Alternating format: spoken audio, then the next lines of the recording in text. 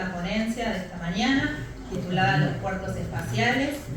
Estará a cargo de la abogada Luisa Romero Talavera, quien es profesora de Derecho Aeronáutico y Espacial, abogada en el sector público paraguayo desde el año 1998, actualmente directora general de Asuntos Jurídicos e Internacionales de la Agencia Espacial del Paraguay, coautora del libro Derecho Espacial, su desarrollo progresivo y compendio de Derecho Aeronáutico, Derecho Espacial.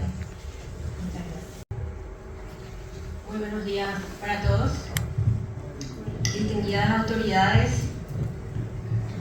queridos estudiantes e invitados especiales. Es siempre muy grato estar aquí compartiendo en la Universidad de El Salvador. Hace varios años que estamos trabajando con las actividades de extensión universitaria desde la Facultad de Derecho de la Universidad Nacional de Asunción.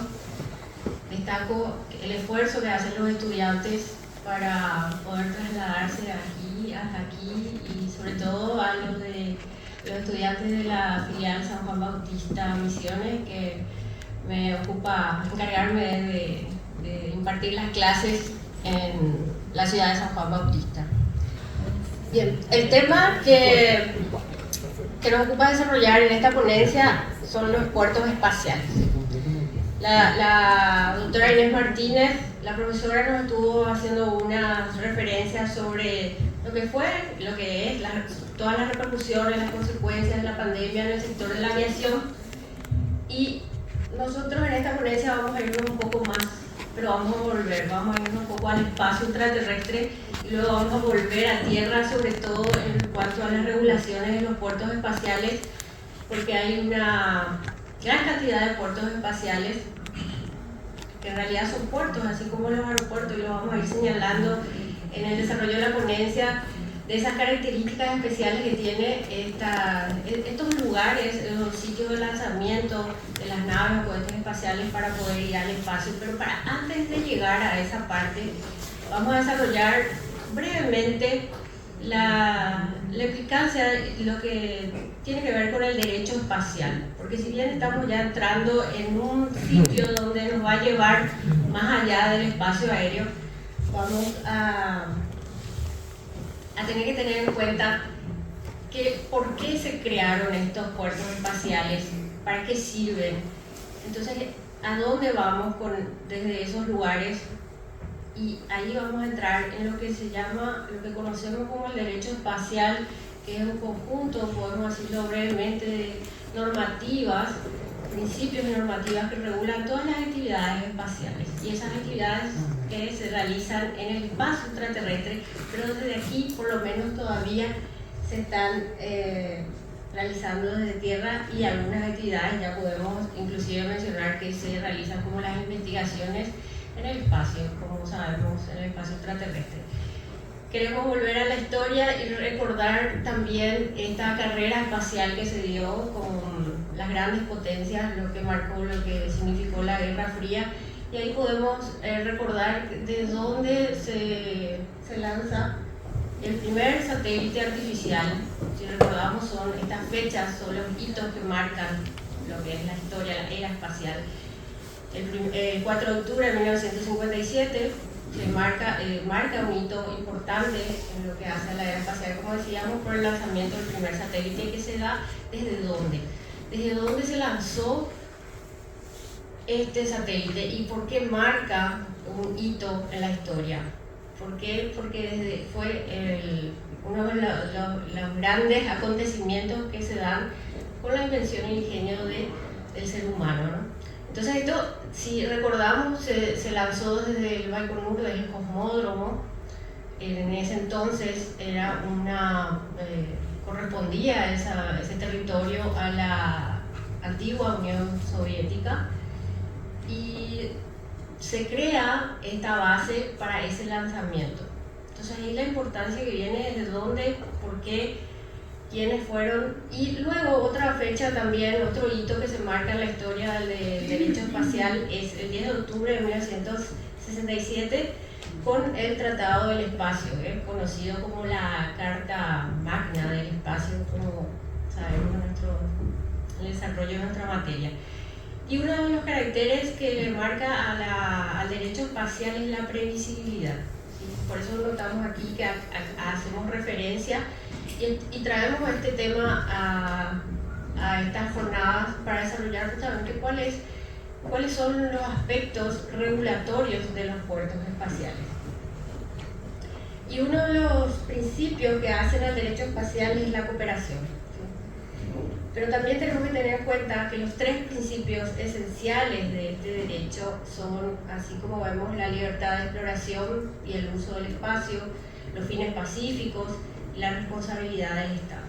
La responsabilidad de los estados. Y aquí de vuelta tocamos lo que hace si leemos y revisamos las normativas, cómo están establecidos los tratados, estos acuerdos que conforman el Corpus Juris Espacial, y vamos a darnos cuenta que hace referencia a la responsabilidad de los estados, la responsabilidad del Estado de lanzamiento.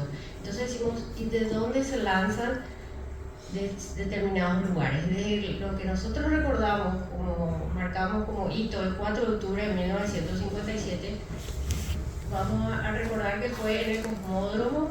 Entonces ahí, ¿de quién era esa base? Como hablábamos de la antigua Unión Soviética, que marca este tratado, el Tratado del Espacio, hace referencia entonces también a otros convenios que forman parte, como dijimos, del conjunto de normativas de los acuerdos internacionales en sí del derecho espacial. Son entonces la responsabilidad del Estado de lanzamiento.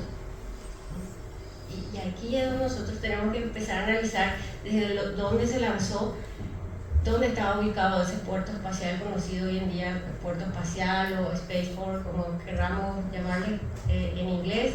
Entonces, aquí viene la importancia de por qué analizar la parte regulatoria de cómo están construidos, dónde se lanzan, cómo se registran, todo lo que tenga que ver con los lanzamientos al espacio extraterrestre. Como decíamos, el derecho espacial y el principio de cooperación es uno de los principios importantes que hacen a todas las actividades espaciales. La cooperación internacional rara vez se realiza al azar. A menudo es parte de amplias consideraciones políticas y estratégicas.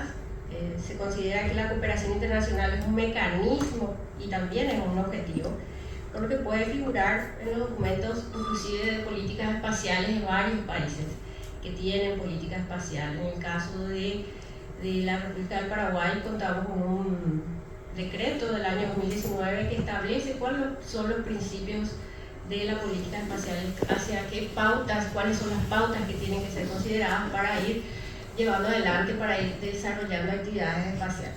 Bueno, y como mecanismo, la cooperación espacial permite entonces a los actores aprovechar la experiencia, sobre todo las experiencias, ¿para quiénes? Sobre todo para los países emergentes, los países que están empezando a realizar actividades espaciales. Entonces, se aprovecha la experiencia y el conocimiento de otros actores del espacio que sí ya tienen desarrolladas las actividades espaciales. Entonces, las inversiones, los recursos de otros en el desarrollo de sus programas, ya sea mediante la adquisición directa de hardware o el desarrollo de conjunto de capacidades técnicas. Esa es la importancia de este principio que está establecido en el Tratado del Espacio, como vimos en 1967. Este es un ejemplo de cooperación internacional en que varios estados han firmado un acuerdo para poder desarrollar y construir una estación espacial, ¿sí? Que en realidad es un laboratorio que se dedica a todas las investigaciones, y varios astronautas de distintas nacionalidades, que son los representantes de la humanidad, son los que están realizando las investigaciones y las actividades en esa estación. Bueno, ya haciendo referencia a qué normativas vamos a tener que tener en cuenta, vamos a tener en cuenta para realizar las actividades o desarrollar o elaborar o diseñar programas o misiones espaciales, siempre vamos a abocarnos a los tratados, y es importante también tener en cuenta cuáles estados han ratificado, se han adherido a estos acuerdos internacionales que hacen referencia a todo lo que tenga que ver con el espacio ultraterrestre. Además de eso, las Naciones Unidas emiten instrumentos que son declaraciones, resoluciones, directivas, directrices más bien, para poder ir desarrollando y tener en cuenta, sobre todo, cuidar lo que, como decía al inicio de la que es el patrimonio de la humanidad, es de todos. Entonces, ¿qué nos trae este tipo de actividades? Nos traen beneficios. Eso es lo que nosotros tenemos que tener en cuenta, los beneficios del espacio a toda la humanidad. ¿Y cómo vamos a desarrollar estos, cómo vamos a lograr obtener estos beneficios a través de las actividades espaciales? Una de ellas, por ejemplo, es la observación de la Tierra. Para conocer mejor la Tierra nos vamos al espacio y de ahí podemos tener informaciones, inclusive muchas investigaciones que se desarrollan para poder inclusive aplicarlas aquí. Hoy en día, los recursos espaciales están tomando, es un tema de interés de muchos estados, de muchas potencias. Y acá de vuelta entra lo que es la parte jurídica, lo que hace a nuestra profesión. Los recursos espaciales y la seguridad jurídica. Son recursos, si hablamos de recursos espaciales, ¿a qué nos estamos refiriendo? A recursos naturales que están ubicados en el espacio extraterrestre, en cuerpos celestes, aguas, gases, metales. Hay un grupo de especialistas en derecho espacial que está trabajando con relación a la gobernanza de los recursos espaciales. ¿Por qué? ¿Por qué se dedican a este trabajo? Porque hay mucho interés en obtener estos recursos, pero al final de cuentas viene el gran debate de que es patrimonio de la humanidad. Entonces, ¿cómo obtener ganancias a través de estos recursos espaciales? Hay mucho interés y todo esto depende del gran avance de la tecnología, de ese desarrollo que pueden llegar a tener los países que sí están dedicados y que invierten bastante en lo que hace a la industria espacial. Hoy en día se habla de la industria espacial comercial. Está moviendo alrededor de inclusive más de 400 millones al año la industria espacial comercial. Y todo esto está abocado a lo que estamos viendo en las diapositivas, los recursos espaciales. Y aquí, ¿quiénes pueden hacer? Los que tienen esa capacidad espacial. Pero para eso también los que no están todavía con esa capacidad espacial, los que todavía están desarrollando o son incipientes, sí pueden lograr también formar parte, dependiendo entonces de sus intereses y de lo que denominábamos al principio de la cooperación internacional. Como decíamos, es un mecanismo, tiene que ver entonces con un objetivo político y estratégico. Así de transversal es todo lo que es espacio. Entonces, las actividades de exploración del recurso espacial consiste en buscar recursos naturales en el espacio extraterrestre, utilizar la materia prima para otras misiones, y eso implica que se trata de la parte económica, o sea, se trata de lograr y obtener recursos sin que eso implique inversiones, sino que contar con lo que ya existe, y la idea es de que el objetivo principal es que se puedan disponer. Eso es lo que hoy se considera como minería espacial, y es un tema de debate en Naciones Unidas y en todos los organismos que se dedican instituciones que se dedican al estudio de esta situación que ha despertado el interés del sector privado, de nuevos actores, de empresas que se están dedicando al desarrollo de la industria espacial. Bueno, esto como ejemplo es el uso de agua para la transformación de combustible de naves espaciales. Esto es de interés porque esto estaría ayudando a que se pueda desarrollar de tal manera que no sea necesario estar teniendo todos esos combustibles, por ejemplo, están volviendo otra vez a la Tierra o a los lugares donde se pueda disponer de esas materias para poder seguir con las actividades espaciales. Entonces, ¿qué dicen las leyes? ¿Quién tiene derecho? ¿Se pueden disponer de esos recursos espaciales? Hoy en día la mayoría de las misiones tienen objetivos todavía científicos, pero como decíamos recién, muchos están despertando ese interés comercial. Por eso el desarrollo de la industria espacial comercial. Como decíamos, la minería espacial, entonces el desarrollo de proyectos espaciales comerciales necesitan una seguridad jurídica o necesita establecerse quiénes pueden hacer qué y qué no. Para que se puedan desarrollar proyectos de esta magnitud, entonces los proyectos en sí tienen que ser viables, ¿sí? Para los inversionistas, para aquellos que están apostando a lograr ¿qué? Lucro. Cuando hablamos de comercio, cuando hablamos de industria espacial comercial, estamos hablando ya de ganancias, por lo que decíamos que implica un gran movimiento, se conoce también hoy como economía espacial, a todo lo que está generando estas actividades. Y sobre todo muchos estados, varios estados están ya inclusive protegiendo a sus nacionales en estas actividades para garantizar los derechos de futuros exploradores e inversionistas. Es decir, ¿cómo puedo desarrollar un proyecto si al final de cuentas está consagrado que es patrimonio de la humanidad? Bueno, aquí viene el gran debate de que algunos estados implementaron sus propias legislaciones nacionales, por ejemplo Estados Unidos, Luxemburgo, Emiratos Árabes, Japón, y la posición de tener sobre la exploración y utilización, darle esa garantía a sus nacionales para que se puedan desarrollar entonces actividades. Hasta el día de hoy por lo menos sabemos que tenemos que realizar todo un estudio para lograr tener cubierta la parte del pre-lanzamiento de una actividad espacial. El pre-lanzamiento, tener toda ¿qué implica el pre-lanzamiento? En las operaciones que son responsables. Tienen que tener en cuenta entonces la gestión de licencias de percepción remota, licencias de lanzamiento, reingreso.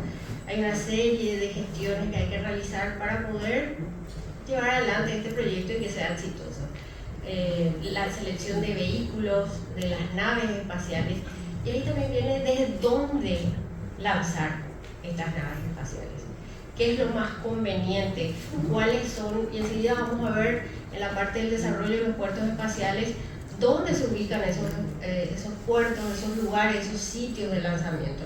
Entonces no es un tema menor entender cómo están regulados, en qué consisten estos puertos espaciales, porque hoy es el lugar del sitio de donde puede llevarnos a obtener y a poder desarrollar y a que tenga sentido lo que conocemos como industria espacial, ¿sí? La industria espacial comercial.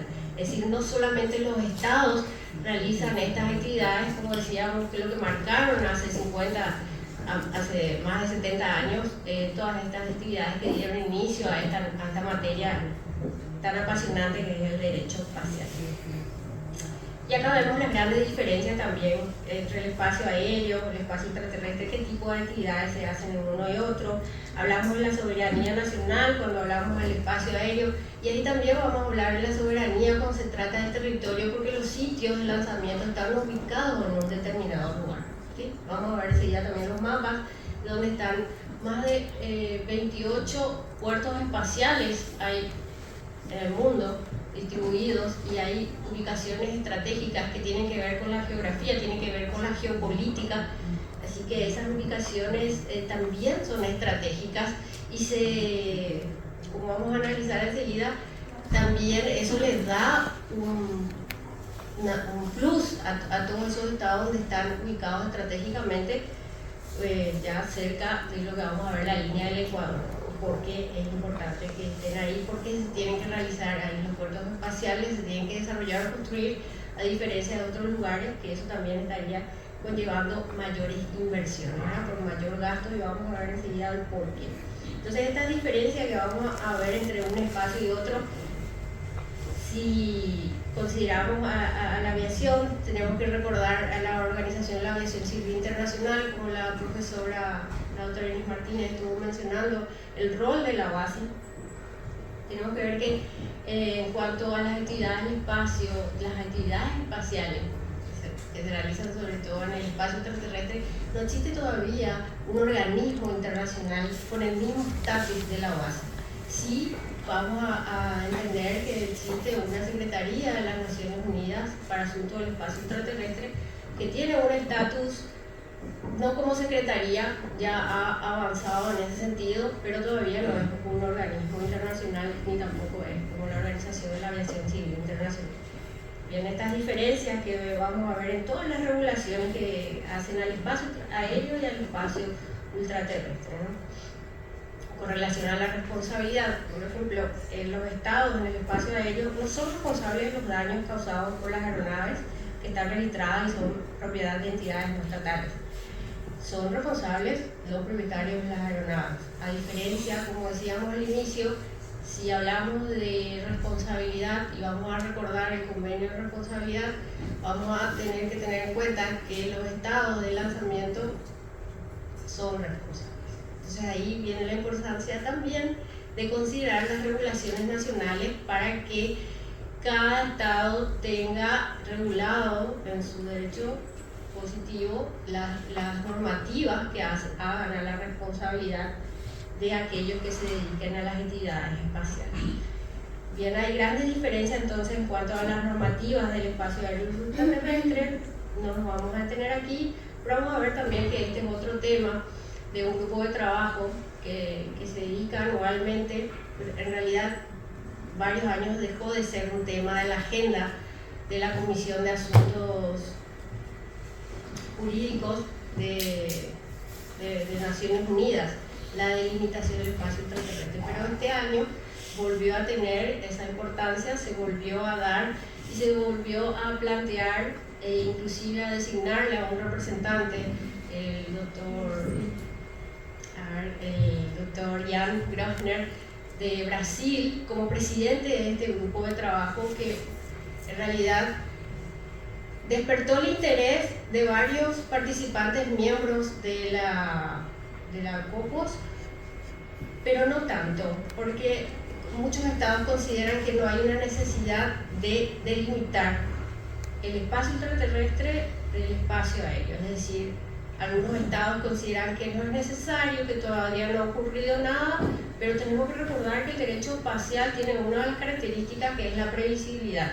Entonces, de vuelta, se incluye en la agenda, pero no para tratarlo cada año, sino que dentro de 2 años. La comisión se reúne, la subcomisión de asuntos jurídicos se reúne cada año en el Centro Internacional de Viena, pero este tema se consideró que se iba a volver a incluir en la agenda de Naciones Unidas, pero se va a tratar recién dentro de 2 años. En este tiempo lo que se va a hacer es plantear o elaborar cuestionarios para que los estados expliquen o inclusive indiquen algunos casos que sean lo que demuestren esta necesidad de delimitar hasta dónde va el espacio aéreo y cuándo estamos hablando del espacio extraterrestre. Hoy consideramos por una teoría bastante aceptada en la comunidad internacional espacial que vamos hasta los 100 kilómetros.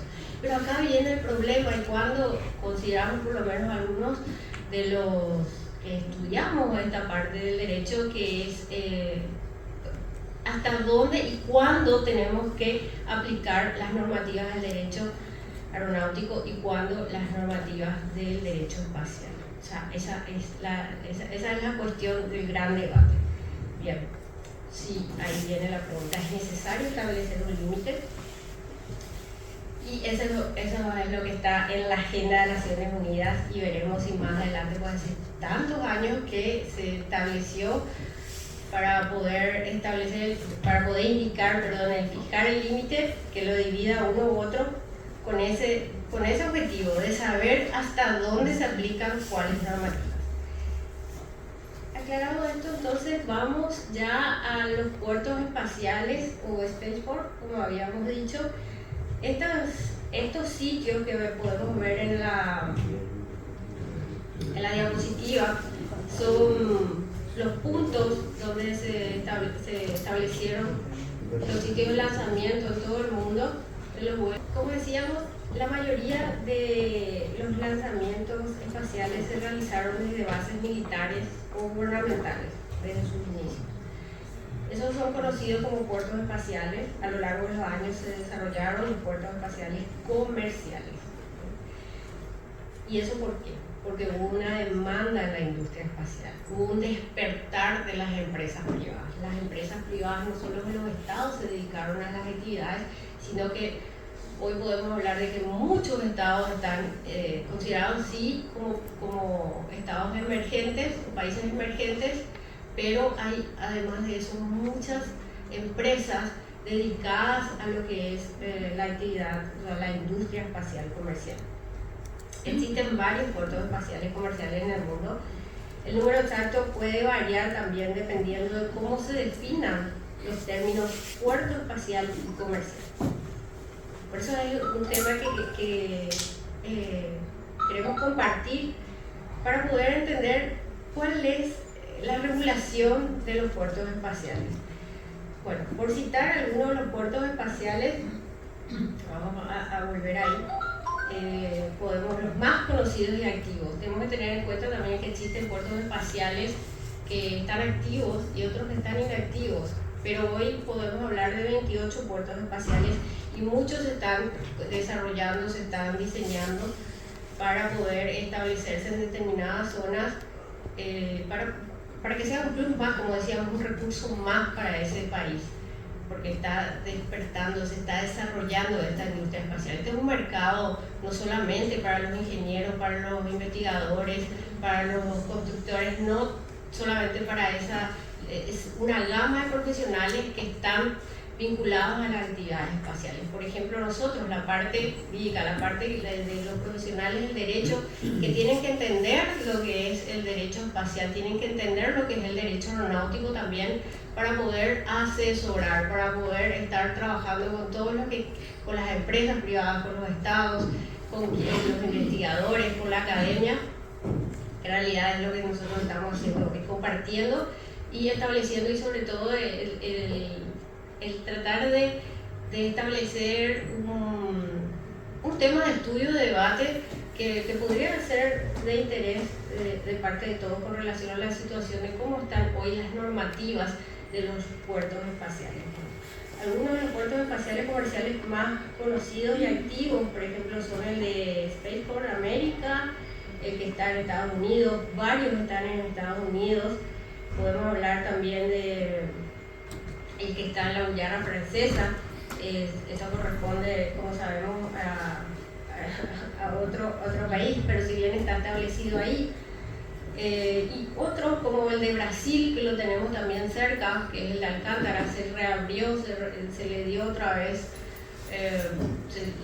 se le dio otra vez la habilitación para que puedan realizar ya ahí los lanzamientos, y hace poco, en el mes de marzo, se realizó el primer lanzamiento comercial, porque fue con una nave espacial coreana, y esto tuvo que ver con un acuerdo que firmaron con la Fuerza Aérea, tuvo que ver también con las alianzas que establecieron con la Agencia Espacial Brasilera.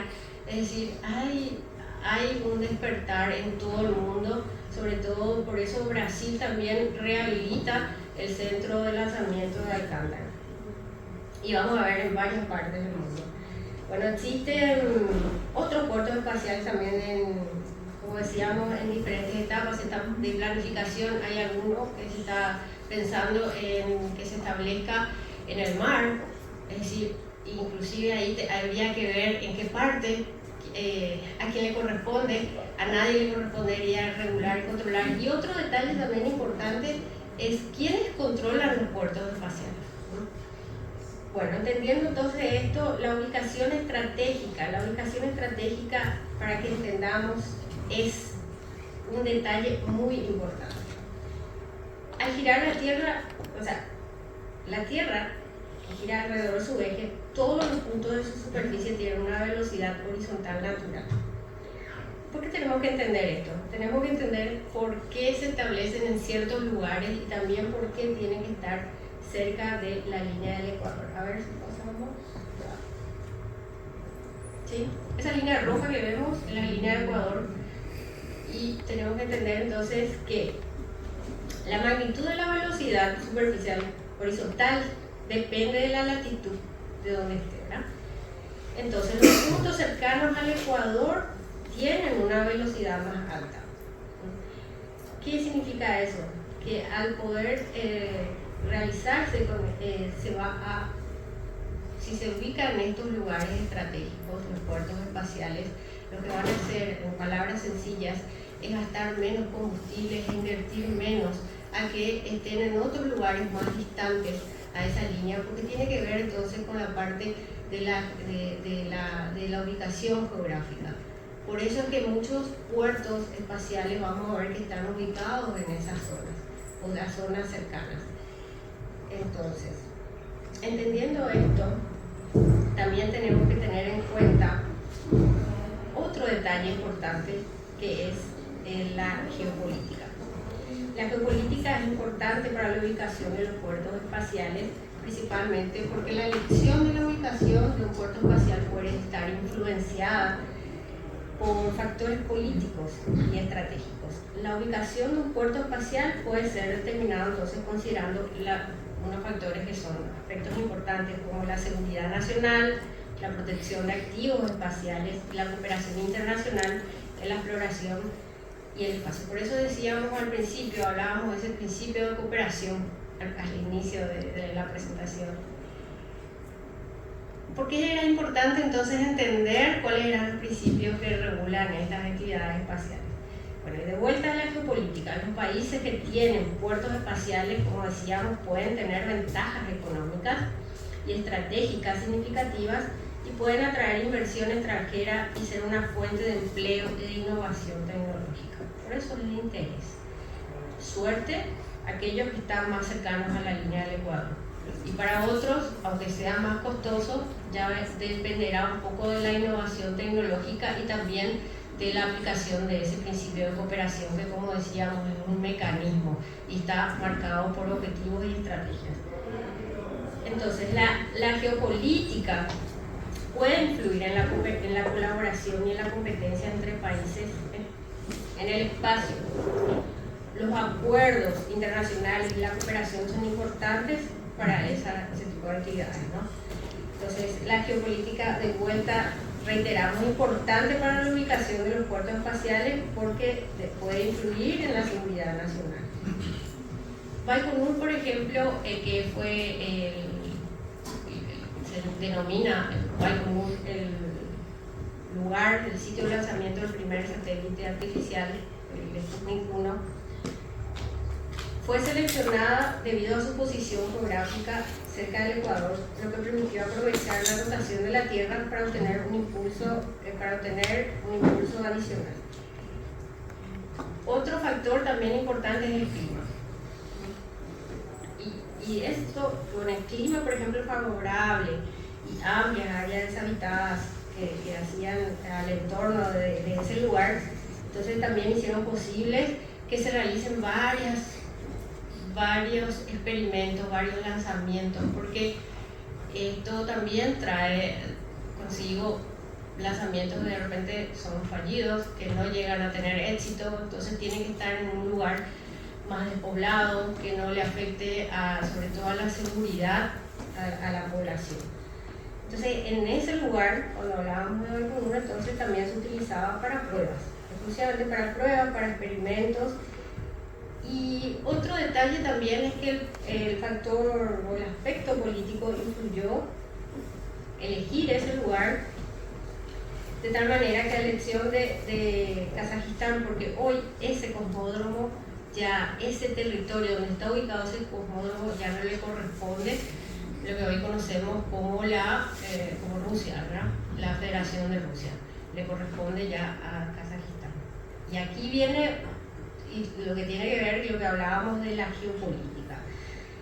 Entonces, antes ese territorio era parte de lo que conocemos como la antigua Unión Soviética, y eso fue lo que determinó ese lanzamiento. Bien, y como decíamos también el control de los puertos espaciales. Si bien podemos conocer varios lugares donde están ubicados, ¿quién controla los puertos espaciales? ¿A quién le corresponde controlar los puertos espaciales? Le correspondería a la organización que está dedicada a la aviación, a quién le correspondería en determinado estado, quién se encarga de hacer ese control, quién autoriza que se construyan los puertos espaciales en los determinados lugares, en determinados estados, en determinadas regiones. Y otro detalle importante también es que no existe un órgano internacional que controle todos los puertos espaciales del mundo. Depende entonces, como decíamos, de los factores como la ubicación y la propiedad. A quién le corresponde ese territorio, ese lugar. Por eso hoy se está pensando y se está diseñando, creo que para el 2024, que se pueda habilitar un puerto marino, un puerto espacial marino. Y aquí es de interés de la comunidad internacional espacial, de la academia, hacer estos estudios, sobre todo en la parte regulatoria. ¿Y por qué? porque puede influir en la seguridad. Tiene que ver un poco con esos factores. Sabemos que estas actividades y estos sitios de lanzamiento son riesgosos. Los lanzamientos son riesgosos per se, no cabe duda, son experimentos que se realizan, esto puede fallar. Entonces, despierta o no en todos nosotros el saber quién controla, cómo tiene que estar construido, quién le va a permitir. Si bien sabemos en un determinado territorio lo va a controlar o lo va a regular o lo debería regular cada estado o cada condado, en el caso de Estados Unidos, habría que tener ese interés. Bueno, entonces es un punto que preocupa en el sentido de siguen normas estándar para la construcción. ¿A quién le puede afectar? Cualquiera de nosotros puede afectarnos cualquier problema, cualquier accidente que pueda devenir de un lanzamiento. Bien, otro detalle también a tener en cuenta son los registros de datos desde los puertos espaciales. ¿Qué se registra en un puerto espacial? ¿Cómo se sabe cuántos objetos lanzados al espacio se tienen hoy en día? Todo eso sale, todos esos datos, todas esas informaciones los provee el estado de lanzamiento, el propietario del objeto que va a ser lanzado al espacio. Entonces, ¿de dónde se puede determinar? Y en este registro, que si bien lleva la UNOSA, la Secretaría, la Oficina de Registros de la Secretaría de las Naciones Unidas para Asuntos del Espacio Extraterrestre, entonces, ¿de quién recibe? ¿Cómo está regulado ese puerto espacial? No existe hoy, de toda esta investigación que estuvimos realizando, normas o regulaciones internacionales, pero sí existe un formulario donde se tiene que completar con los datos, el estado de lanzamiento, es decir, el país de donde se lanzó, qué tipo de objeto es, y una serie de informaciones técnicas que hacen a poder entender cuántos objetos están hoy o cuántos objetos fueron lanzados al espacio extraterrestre. Entonces, desde un puerto espacial se registran datos importantes cuando se realizan lanzamientos, como decíamos. La cantidad de lanzamientos, el régimen orbital, destino, la inclinación de carga útil, entre otros. Y las regulaciones de vuelta, podemos mencionar que en los primeros tiempos de la exploración espacial existían pocas regulaciones. Por eso es que Naciones Unidas, en pro de la paz, la seguridad, es que establecieron todos estos acuerdos que hacen al derecho espacial. Bueno, a diferencia, actualmente existen ya varios acuerdos y organizaciones internacionales dedicadas a garantizar la seguridad espacial, que es otro detalle. Algunos de los principales incidentes, por eso hablábamos de la previsibilidad, de una de las características del derecho espacial. Entonces, algunos de los principales incidentes dieron lugar a establecer ciertas normativas con relación a la seguridad.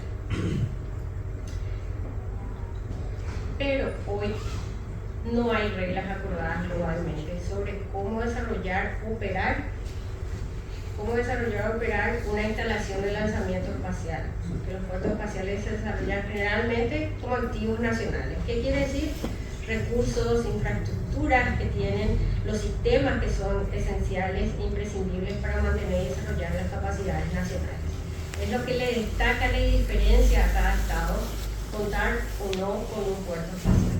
Pues ya vimos también que hay ubicaciones geográficas importantes, estratégicas, y tiene que ver un poco con la geopolítica de poder hacer estos acuerdos para el lanzamiento. A veces puede existir un interés, pero no hay condiciones políticas, ¿no? O a veces no hay condiciones climáticas también para poder, tampoco hay condiciones climáticas para poder establecer puertos espaciales. Y así es una serie de factores que hacen a los puertos espaciales. ¿Y cómo se fueron dando la evolución de normas y reglamentos de la seguridad espacial? Sí podemos citar algunos ejemplos. El de Estados Unidos, que sí estableció reglas, pero también tenemos que tener en cuenta que Estados Unidos tiene varios puertos espaciales, puertos espaciales comerciales privados, donde entonces ya el Estado, por su esencia misma, interviene en establecer ciertas regulaciones. Pero dentro de los Estados Unidos, si hacemos un examen exhaustivo de todas las normativas, ninguna no hay una uniformidad. Es decir, también es preocupante saber que en un determinado estado, como la gran potencia que es Estados Unidos, no tenga un estándar nacional con relación a los puertos espaciales. Sí se le da esa libertad, por decirlo así, a cada región, a cada estado, de que pueda establecer y considerar como un puerto, pero este es un puerto espacial. Inclusive hay puertos espaciales que son puertos que se dedican a lo que son las actividades de la aviación y también tienen otro fin, que es el lanzamiento de naves espaciales. O sea, podemos encontrar inclusive en Estados Unidos esa variedad. Y así, como conclusión, ¿sí? Bueno, podemos ver varias imágenes aquí para compartir estas imágenes. Este es Baikonur. Como decíamos, hoy la Federación de Rusia lo que hace es arrendar este espacio físico, esta parte donde está esta base ya instalada, y a quién es el propietario, es Kazajistán.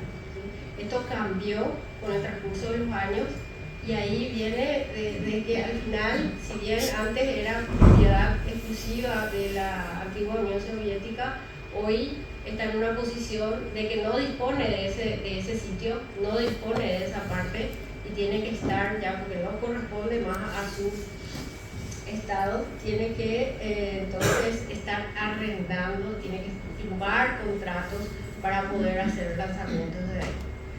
A pesar de eso, si bien es un lugar histórico porque se lanzó el primer satélite artificial, la Federación de Rusia también pasó a desarrollar otros puertos espaciales en su territorio, ¿no? Pero eso como parte de las referencias de que como experiencia entender cómo se manejan, cómo se acuerdan, cómo se contratan los lanzamientos de determinados lugares. Este conocido, ¿verdad? Esto está en Estados Unidos, también el Centro Espacial Kennedy, que podemos ver que está también en Orlando. Es todo un desarrollo, toda una infraestructura lo que es un puerto espacial. Esto es otro también de la Guayana Francesa. Sí, esto simplemente son este es otro de China también que tiene su puerto espacial. Este es el de China también, que se inauguró, este lanzamiento se hizo en el 2014. Este es de Japón, la isla de Kyushu, Japón. Este es de India, también tiene un puerto espacial.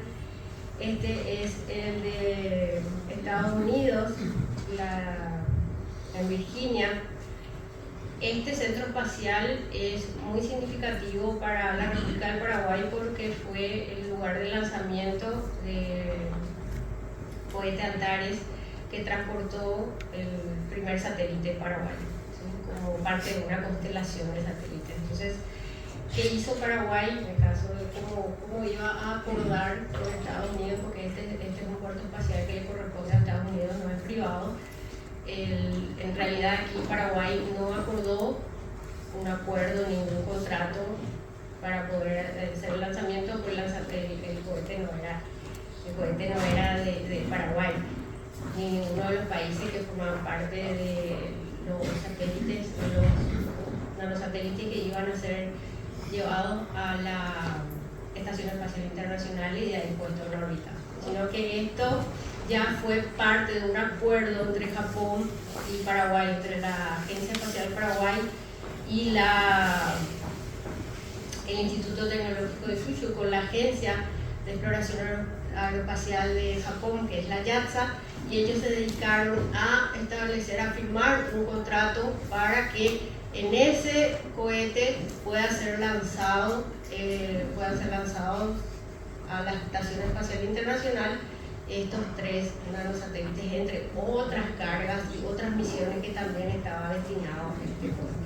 En fin, tiene que ver entonces con la historia. O sea, es importante comprender cómo están regulados hoy en día los puertos espaciales para saber también cómo acordar qué responsabilidad se tiene cuando uno va a realizar un lanzamiento, o inclusive si no es su nave espacial, no es de su propiedad, entonces qué responsabilidad tiene el Estado, o qué responsabilidad, sobre todo es lo que establece el convenio de responsabilidad en relación a cómo tener en cuenta estos sitios de lanzamiento para ver cómo aplicar y cómo hacer frente a esas obligaciones que están enmarcadas en los acuerdos internacionales. Por eso es importante saber y entender que las regulaciones nacionales son necesarias para establecer sobre todo las actividades espaciales en cada estado, y en esas legislaciones nacionales se puedan también establecer las responsabilidades que no solamente queda a cargo del Estado, como es el caso que se establece a sí mismo en el convenio de responsabilidad, ¿sí?, de todas las actividades espaciales. Bien, como conclusión, luego de haber visto uno de los ejemplos de puertos espaciales, este es el de Brasil. Ahí podemos ver dónde está ubicado.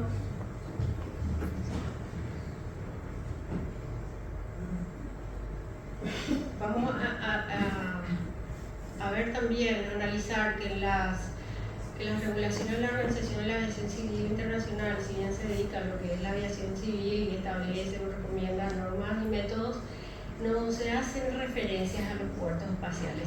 Sí, unos años atrás se dio como uno de los temas también de la agenda empezar a observar o participar en las actividades o simposios, foros, donde se haga referencia a los puertos espaciales. Pero igualmente nada está regulado como está regulado en el anexo 11 del Convenio de Chicago, que hace referencia a todo lo que tenga que ver con la seguridad. Es decir, los puertos espaciales hoy tampoco son un tema de lo que se trata en la UAS.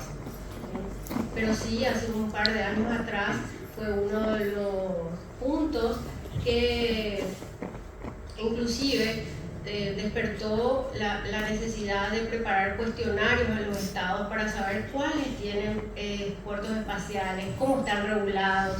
Es decir, es un trabajo incipiente, pero después de tantos años que se están realizando actividades espaciales, la OASI no ha tomado cuenta de estas observaciones, sobre todo en la parte regulatoria. Es decir, entonces, para ir culminando, la construcción de nuevos puertos espaciales está en marcha en varios países de Europa. Vamos a ver que se están construyendo también en Noruega, en Suecia, en Reino Unido, en Portugal. Son muchos los actores espaciales, a diferencia del inicio de las actividades allá por 1957, el 67 y todos los años donde empezaron a regularse a nivel internacional. Y tenemos que tener en cuenta entonces que el transporte aéreo se rige por el régimen jurídico del derecho aeronáutico internacional y aborda temas como la seguridad, la protección, la navegación y la gestión de tráfico aéreo. Este régimen está bien desarrollado, está bastante desarrollado y es establecido, como decíamos, por el principal convenio, el Convenio de Chicago y sus anexos. Hicimos mención a la OASI, también emite, como decíamos, normas, pero sin embargo queda esa incertidumbre si los vehículos aeroespaciales o los vehículos espaciales están sujetos a las leyes del derecho aeronáutico y si estas leyes se aplican en el espacio. Por supuesto que en el espacio extraterrestre no se aplican, pero hasta donde ahí viene de vuelta el tema de delimitar el espacio aéreo del espacio extraterrestre para saber qué y en qué aspectos aplicar estas normativas. Pero si volvemos a lo que son los puertos espaciales, a medida que aumenta el número de lanzamientos comerciales, se intensifica el uso del espacio aéreo. Eso es inevitable. Todavía hoy, por lo menos con la tecnología, sabemos que se lanzan desde la Tierra aunque podemos hablar ya de un próximo puerto espacial marino. Pero cada vez se hacen más necesarias las definiciones de reglas claras para la seguridad, para la navegación, el control del tráfico, para evitar colisiones y la generación de desechos espaciales. Sí sabemos que hoy, para cuando se tenga los lanzamientos que se realizan, para que no haya un problema de colisión y para que haya un control ordenado en el tráfico aéreo, vamos a ver que existen mecanismos dentro de los aeropuertos para que no afecte a la aviación, por supuesto, pero igualmente queda como muy básico solamente tener en cuenta esa parte de la regulación. Bien, entonces el espacio es una industria de rápido crecimiento, recordemos, más de 400 billones de dólares es lo que mueve la industria espacial comercial. Esto va a ir en aumento por lo que habíamos hablado de los recursos espaciales, de que hoy en día es el mayor interés de varios estados y de varias empresas obtener los recursos espaciales, lo que se considera como minería espacial. Hay una variedad de leyes nacionales que abordan temas como la seguridad, la protección, el daño ambiental, para impedir inclusive el pleno desarrollo del comercio espacial. Entonces es posible que se necesite una organización internacional que aborde cuestiones comunes en el desarrollo comercial del espacio y todos los otros temas que hacen a las actividades espaciales. La armonización del derecho espacial podría ser abordada mediante la creación de una nueva organización internacional, como dijimos, o mediante la enmienda inclusive de Convenio de Chicago para incluir los puertos espaciales dentro de la competencia de la OASI, y con ello también la delimitación del espacio aéreo terrestre para saber a quién va a definir, si estamos hablando del espacio aéreo, estamos hablando del espacio ultraterrestre. Y también tener en cuenta, como decíamos, a la ONUOSA.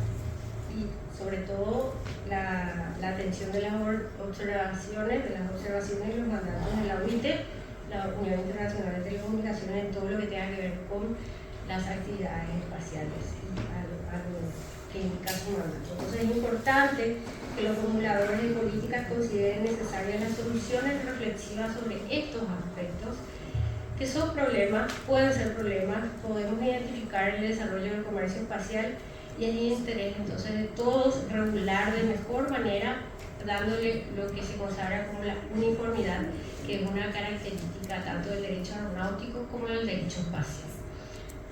Bueno, así llegamos al final de esta presentación. Para todos, el derecho sabemos que se aprende estudiando, pero se ejerce pensando.